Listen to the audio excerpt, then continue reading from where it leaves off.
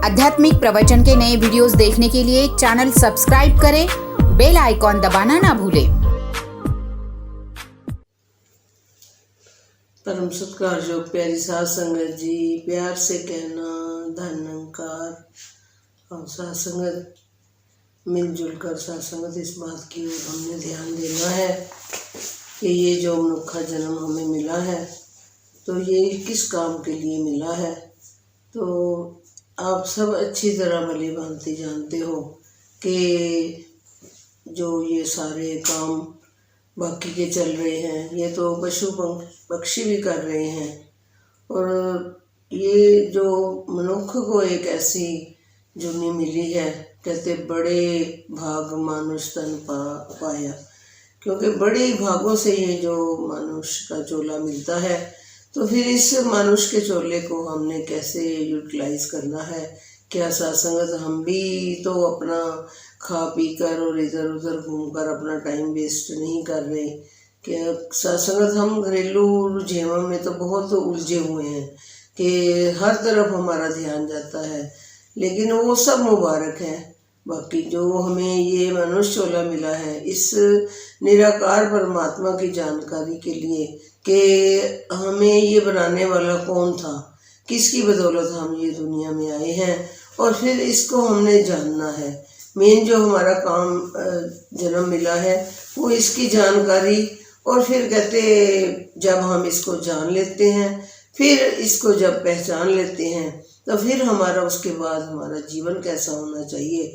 क्योंकि सत्संग ये निराकार परमात्मा जो हमें इतना पवित्र ज्ञान दिया है तो हमारे भी फर्ज बनते हैं कि हमने भी अंदर से और बाहर से और वाला जीवन नहीं व्यतीत करना।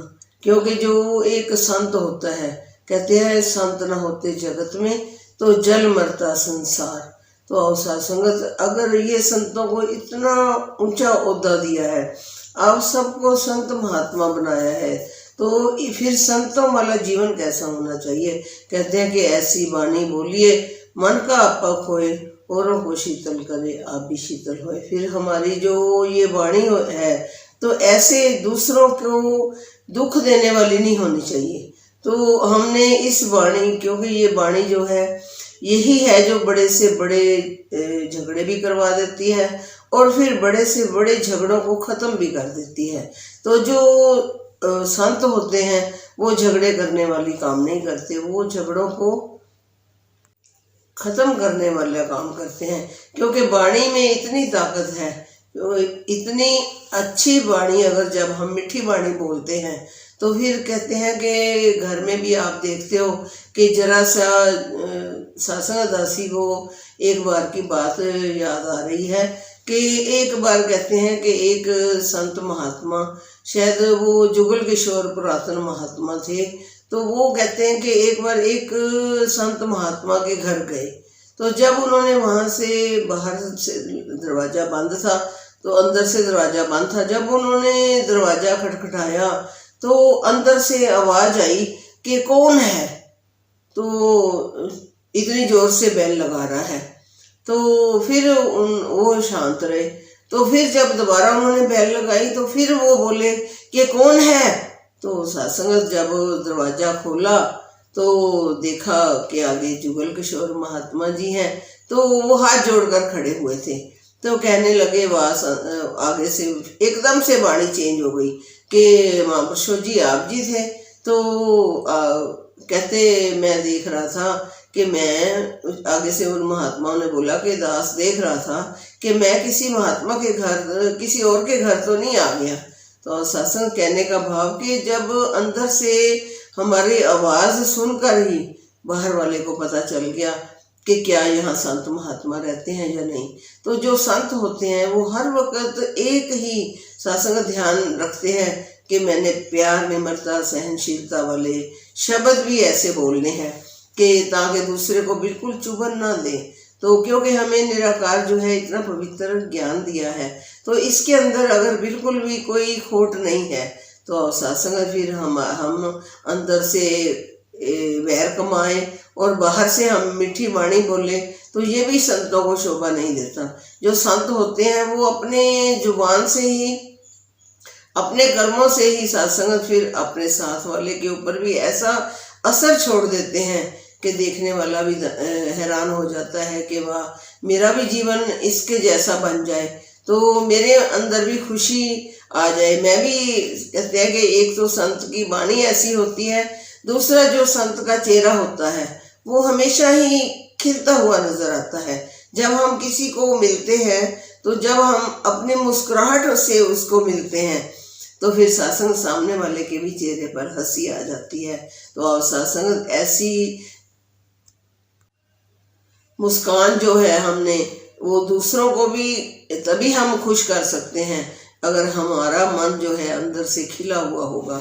भले ही कोई बात भी हो जाती है कि चलो छोटी मोटी किसी से बात भी हो गई तो कोई बात नहीं। जब हम संत कहते हैं कि गुरसिख नूं जद गुरसिख मिलदा वेख के चाह चढ़ जाते ने, तो फिर चाह वो कौन से चाह चढ़ते हैं कि वो जो अंदर से जो मैल मटाव थोड़ी बहुत आई भी हुई होती है, जब वो संत को देखते हैं तो एकदम से फिर उसको वो सारी बातें भूल जाती हैं। फिर वो अपने अंदर मन के अंदर कोई मैल मटाव नहीं रखता। और सत्संग फिर जब हम मैल मटाव नहीं रखते तो आगे वाले को भी वो सारी बात भूल जाती है कि मेरे साथ क्या बात हुई थी। तो जो संतों की जो होती है, कहते हैं पानी के ऊपर लकीर होती है, वो पत्थर के ऊपर लकीर नहीं मारते, तो पानी के ऊपर जो लकीर होती है वो बड़ी जल्दी मिट जाती है। और सत्संग जैसे घर में हम एक दूसरे की बात को बड़ी जल्दी, बच्चों की बात को भी माफ़ कर देते हैं, इग्नोर कर देते हैं। तो सत्संग संत जो कहते हैं एक पिता एकस के हम बारक, हमारा जब पिता एक है, हम एक की संतान है, तो फिर सत्संग किस बात का वैर नफरत ईर्खा, ये जो है ये साकत वाले काम होते हैं, संतों वाले काम नहीं होते। तो साकत संग ना कीजिए, दूर हो जाइए भाग। कहते साकत का तो हमने संग ही नहीं करना, हमने संतों वाली अपनी जो कहते हैं कि संतों की टोली में हमने रहना है हमेशा ही। इसलिए जो साथ संगत का जो रूप बनाया गया है वो इसलिए बनाया गया है कि सत्संग में बैठकर जब हम एक दूसरे के साथ विचरते हैं, एक दूसरे को झुक झुक कर नमस्कार करते हैं, तो फिर जो जब झुकाव जो कहते हैं कि वो अवनीत जी की वाली बात भी याद आ रही है, जैसे ही झुकाव की मुँह से जुबान निकलती है तो उसी टाइम अवनीत जी का ध्यान आता है कि झुकाव ऐसा नहीं कि मैंने उसको झुककर नमस्कार की और वो सीधा ही खड़ा रहा। कहते फिर अवनीत जी कहते फिर आप भी कहाँ झुके हो? अगर आपके मन में इतनी बात आ गई कि उसने मेरे को झुककर नमस्कार नहीं की तो फिर आप भी नहीं झुके, दिखावे वाला झुकाव नहीं। और सत्संग ऐसा झुकाव होना चाहिए कि अपना हृदय भी झुक रहा हो, खाली गर्दन को नहीं झुकाना, अंदर से जो हृदय है वो भी झुकाव की तरफ जाए, तभी हम आशीर्वाद के पात्र बन सकते हैं। तो आओ सत्संगत ऐसा जो संतों वाला जीवन है, दासी को भी आशीर्वाद दो कि दासी भी ऐसा जीवन जो है, जो सत्संग बाबा जी की इतने विचारें सुनते हैं तो एक एक विचार में ही बाबा जी ने हमें सिखाने की ही कोशिश की है।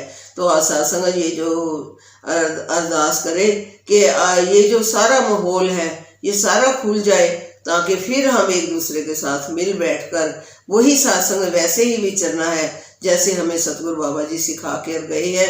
तो अब सत्संग हमने एक दूसरे को मानवता की ओर ले जाते हुए, प्यार नम्रता सहनशीलता को अपनाते हुए, सबका सत्कार करते हुए अपने जीवन का निर्वाह करें। और सत्संग दासी को भी आशीर्वाद दो कि दासी भी ये जो शब्द बाबा जी ने हमें ये जो सिखाए हैं, कर्म करने सिखाए हैं, इन कर्मों के ऊपर अपने जीवन को ढालकर आप सब संत महात्माओं का सत्कार, आप सब संत महात्माओं का प्यार पा सके। सत्संग जी प्यार से कहना धन्यवाद।